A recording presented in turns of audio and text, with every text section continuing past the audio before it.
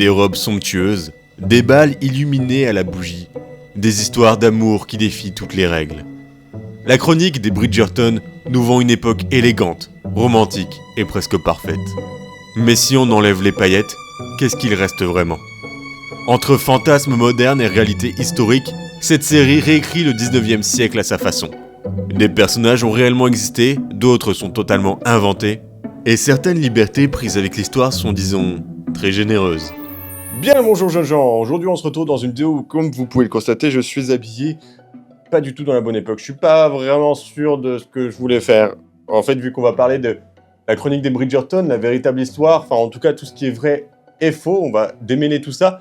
J'ai voulu mettre une tenue un peu plus ou moins adaptée. Bon, je suis clairement le petit imprimeur du quartier, mais c'est pas grave, on fait avec. Aujourd'hui, on plonge dans l'univers ultra glamour de la chronique des Bridgerton. Un monde rempli de balles, de romances passionnées, de robes incroyables et de regards lourds de sous-entendus échangés à 10 mètres de distance sous l'œil très stressant de la haute société londonienne. Mais derrière ce décor de conte de fées, une question revient. Est-ce que ça se passait réellement comme dans Bridgerton? Est-ce que ces personnages ont existé? Et surtout, est-ce que la réalité était aussi romantique que ce que Netflix essaie de nous faire croire? Déjà, mettons les choses au clair. La famille Bridgerton n'a jamais existé. Pas de Violette Bridgerton gérant une fratrie parfaite, pas d'Anthony tourmenté, pas de Daphné qui fait chavirer tous les cœurs au bal. Tout ça vient de l'imagination de Julia Quinn. Mais attention, fictif ne veut pas dire absurde. La structure familiale, les enjeux de l'héritage, la pression du mariage, tout ça est très réaliste. Et surtout, la reine Charlotte, elle est bien réelle. Et c'est probablement le personnage historique le plus important de la série. Charlotte de Mecklenburg-Strelitz Charlotte de Mecklenburg-Strelitz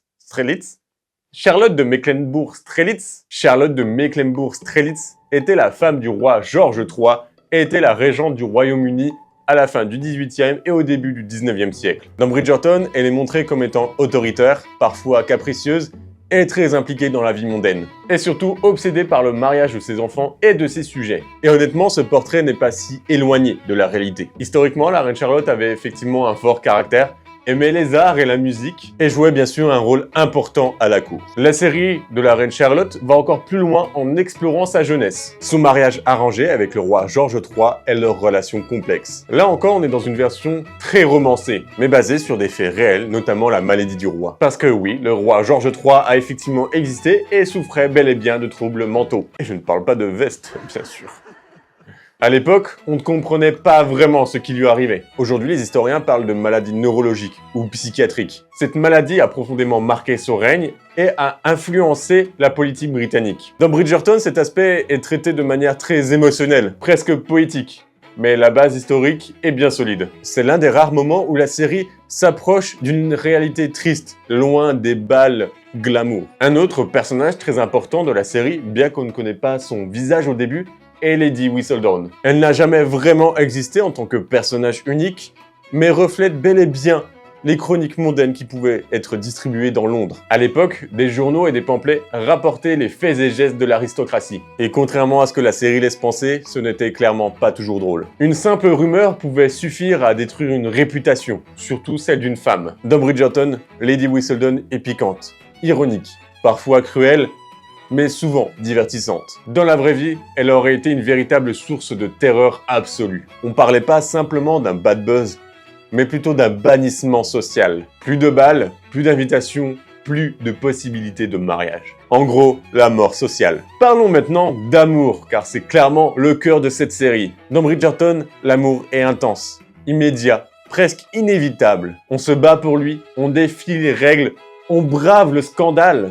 Dans la réalité de la régence anglaise, l'amour était plutôt secondaire. Le mariage était un simple contrat, une alliance économique et sociale. L'amour pouvait parfois arriver après, si on avait de la chance, mais c'était clairement pas l'un des critères principaux. Pour les femmes, la pression était énorme. Elles avaient une fenêtre très courte pour se marier, 1 ou 2 saisons mondaines, pas plus. Si ça ne marchait pas, elles risquaient d'être célibataires toute leur vie et dépendraient financièrement de leur famille. Donc refuser un bon parti, comme elles le font souvent dans la série, était un pari très risqué. Dans la vraie vie, ce genre de choix pouvait avoir des conséquences irréversibles. La série embellit également énormément la condition des classes sociales. Dans Bridgerton, on a souvent l'impression que les frontières sont franchissables, qu'un bon mariage pouvait tout arranger. En réalité, la société était très rigide. On naissait dans une classe sociale et on y restait. La mobilité sociale existait tout de même, mais c'était très rare et souvent mal vu. Passons à la mode. Parce que clairement, Bridgerton adore la mode. Les robes sont colorées, modernes, presque anachroniques. Et c'est volontaire. Historiquement, les robes de la Régence étaient plus sobres et bien moins confortables. Les corsets limitaient la respiration. Les vêtements structuraient le corps selon une norme très stricte.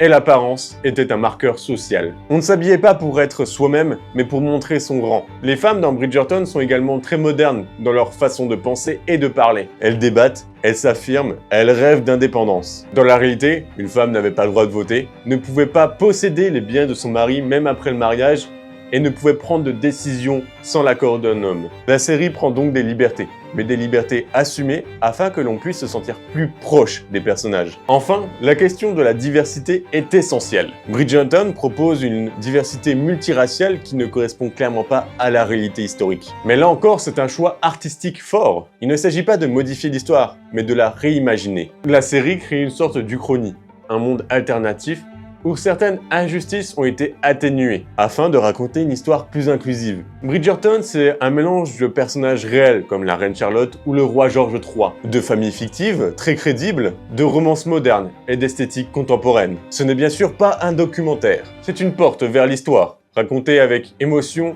glamour et beaucoup de liberté. Et bien voilà, jeunes gens, on arrive à la fin de cette vidéo. Je vais enlever ça parce que j'ai trop chaud, c'est un truc de fou. En plus, j'avais pris ma douche juste avant, donc j'ai les cheveux tout mouillés. J'espère que cette vidéo vous aura plu, qu'avec cette tenue ça vous plaît, toujours avec les lumières. Je parle toujours de mes lumières, je sais pas pourquoi à la fin. Cette fois, j'ai changé la couleur de cette lumière-là. D'habitude, elle était rouge, là, elle est un peu bleu et rose. On voit pas trop, peut-être là, on voit mieux bleu et rose. Voilà, je voulais que ça fasse un peu glamour, justement. Pardon, je me suis vraiment fait rire tout seul. Bien, sur ce, je vous invite toujours à liker les vidéos et à mettre des commentaires. J'aime bien quand vous mettez des commentaires, c'est toujours plus intéressant, que ce soit pour critiquer, hein, ça peut être une critique constructive, pour dire ce qui va pas, ce qui va pas, ou simplement pour me dire « Ouais, t'es le meilleur, tu gères, t'es trop fort ». Ça, j'aime beaucoup aussi. Sur ce, je vous dis portez-vous bien et à la prochaine.